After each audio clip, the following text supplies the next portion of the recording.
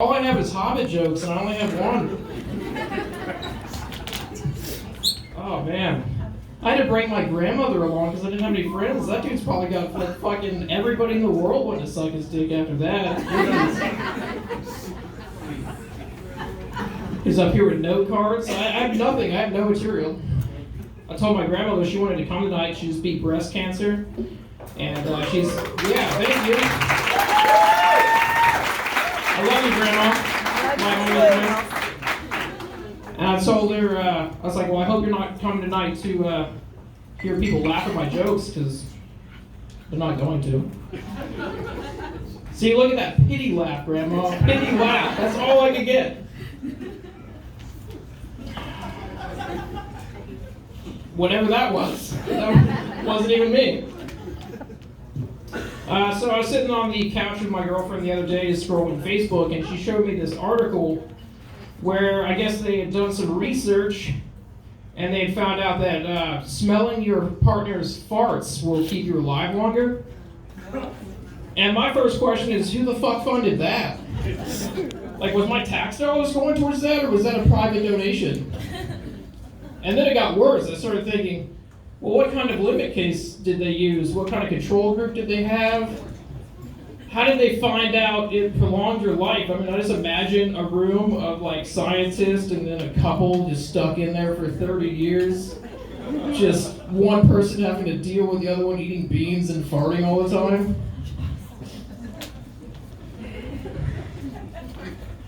Thanks, that's literally the only joke I wrote down. Oh, man. So, I'm kind of short. I don't know if you guys noticed that. So I get called a hobbit a lot. And kind of irritates me because my feet really do look like hobbit feet.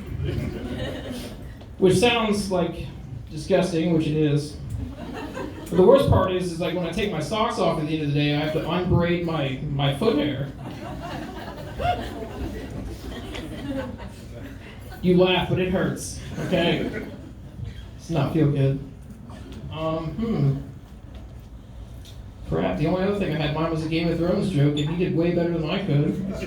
I'm not taking my shirt off, by the way.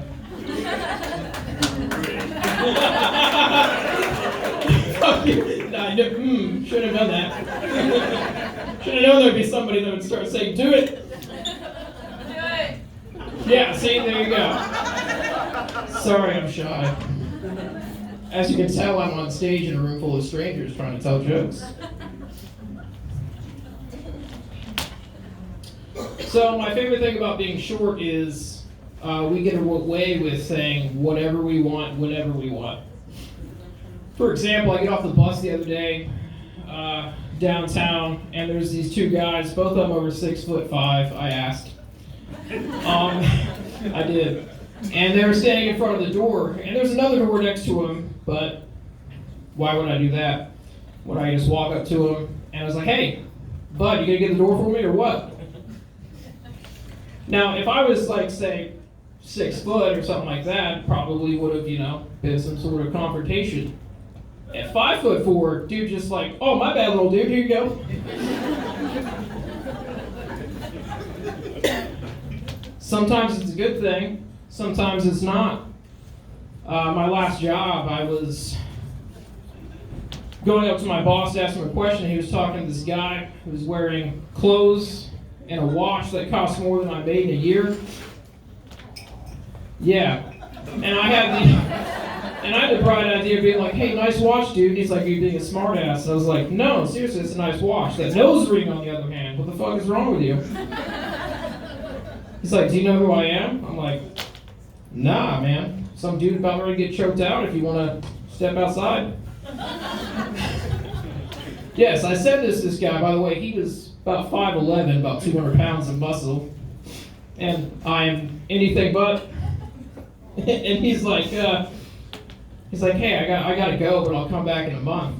And he walks away, and my boss is looking at me like, dude, that's the vice president of the whole company. I'm pretty sure you're fired.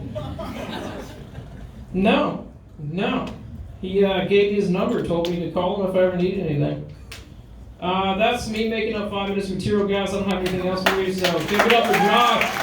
Your host tonight was amazing, even if he is single.